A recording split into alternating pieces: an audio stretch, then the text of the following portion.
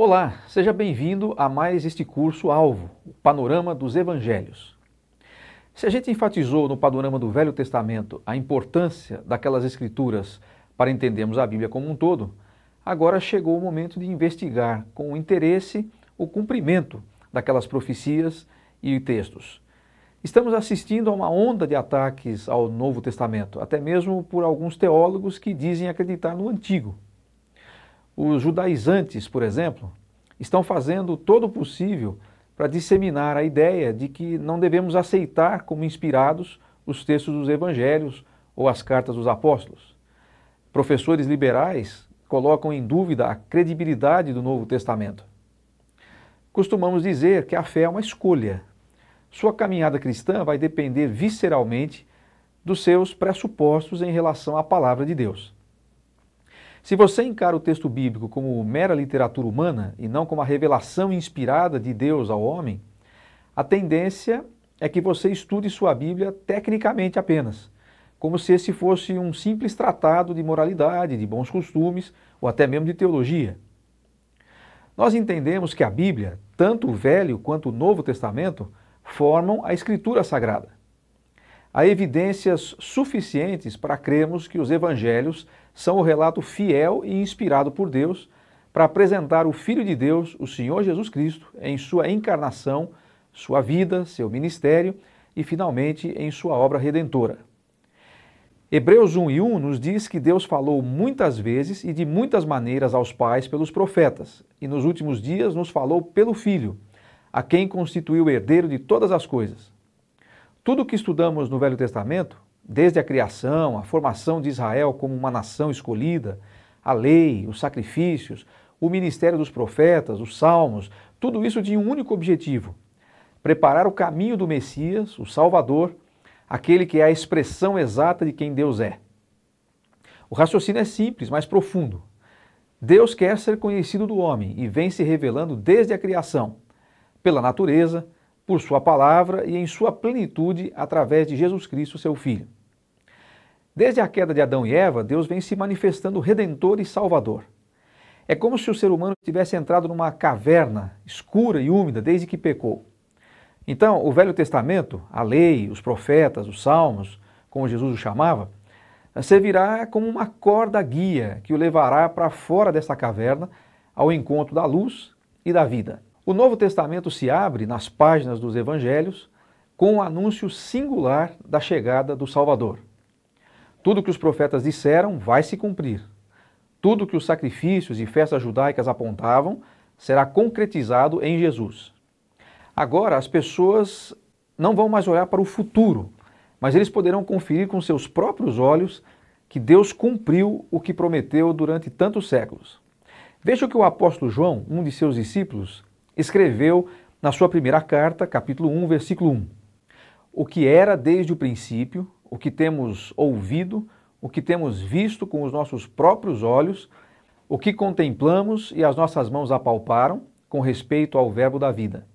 Jesus encarna as promessas. Então, é natural que após a análise feita do Velho Testamento, a gente continue nosso estudo da Bíblia seguindo para os Evangelhos. Quem lê Mateus, Marcos, Lucas e João tem a oportunidade de caminhar ao lado do Mestre Jesus e ouvir seus ensinos através de sermões, parábolas, respostas incríveis que ele deu a muitos que o interrogavam. Pode viajar com os discípulos e presenciar os milagres, as curas, os sinais que o Senhor realizou entre eles. E é assim que vamos estudar esses livros tão especiais. A gente vai agrupar as 4 narrativas dos Evangelhos para facilitar a nossa análise panorâmica. Vamos pegar, por exemplo, tudo que os evangelistas escreveram sobre o nascimento e infância de Jesus e estudar tudo junto. Depois vamos analisar o ensino de Jesus, esparramado pelos 4 evangelhos, agrupando seus sermões em uma aula, as parábolas em outra, os debates em outra e assim por diante. Vamos começar? Neste primeiro momento, é importante compreender 2 coisas. Primeiro, as mudanças que ocorreram no mundo e particularmente em Israel durante os 400 anos que separam o profeta Malaquias, que foi o último do Velho Testamento, e o nascimento de Jesus em Belém. São alterações na política mundial que afetaram diretamente o cenário em Israel. Você deve se lembrar que quando encerramos o Velho Testamento, o povo judeu estava voltando do cativeiro na Babilônia. A Pérsia havia conquistado os babilônios e se tornado o principal império daquela região do mundo. Aliás, a própria reconstrução da nação tinha acontecido já sob o domínio persa. As histórias da rainha Ester, de Esdras, de Neemias, todas aconteceram nesse contexto. Alguns séculos depois, os gregos conquistaram a Pérsia. Por volta de 60 anos antes de Jesus nascer, um outro poder se consolida, Roma. É debaixo do Império Romano que se abre o Novo Testamento. Uma vez que Israel nunca mais teve autonomia política, isso só voltou a acontecer bem recentemente, quando o Estado de Israel foi formado em 1948, essas alternâncias no poder mundial causaram impactos profundos na política interna do país. Surgiram muitos partidos e tendências entre os judeus, cada um seguindo a sua ideologia. Você vai encontrar na apostila a descrição de alguns desses partidos e é importante se familiarizar com esses termos, porque eles aparecem bastante nas narrativas dos evangelhos. Em segundo lugar, é importante destacar as características dos 4 evangelhos. Por observação, a gente consegue perceber que os 3 primeiros evangelhos, Mateus, Marcos e Lucas, têm algumas similaridades. Por isso mesmo eles são chamados de evangelhos sinóticos, porque eles apresentam uma visão parecida sobre a vida e a obra de Jesus. Esses evangelistas, embora, como veremos a seguir, mantêm seu próprio estilo literário, costumam repetir alguns episódios. Por exemplo, a narrativa de Jesus acalmando uma tempestade se encontra em Mateus 8, 23 a 27, Marcos 4, 35 a 41 e Lucas 8, 22 a 25. Comparando as 3, você verá detalhes que advêm da perspectiva de cada um e que, quando lidos lado a lado, aumentam a riqueza de informações para você estudar aquele episódio. Já o Evangelho de João tem uma linha, digamos, mais teológica. Por exemplo, o Natal de João é bem diferente dos outros. Ele começa mostrando o nascimento de Jesus como a encarnação do Verbo, um item da maior profundidade e importância, que explica o que está por trás das cenas dos pastores, dos anjos louvando ou dos magos trazendo seus presentes. Essa diferença se deve, em parte, ao estilo de cada um, como dissemos, e em parte ao propósito que cada um tem ao escrever. Sabemos que Deus os inspirou, quer dizer, que Ele orientou cada um a escrever exatamente o que o Espírito Santo queria que fosse registrado. Mas isso não elimina a personalidade e o jeito de ser de cada escritor. Mateus, também chamado de Levi, era um coletor de impostos, um publicano. Ele se dirige primordialmente aos judeus, que conheciam as Escrituras e as profecias. Não é à toa que ele a todo momento faz questão de pontuar: tal coisa aconteceu para que se cumprisse a escritura do profeta, assim, assim. Marcos, por sua vez, se dirige aos gentios, especialmente aos romanos, que estavam mais interessados em ação. Então, no seu evangelho, Jesus e os seus discípulos estão sempre indo de um lado para outro. É o evangelho mais sucinto dos 4, o que vai mais direto ao ponto nas narrativas.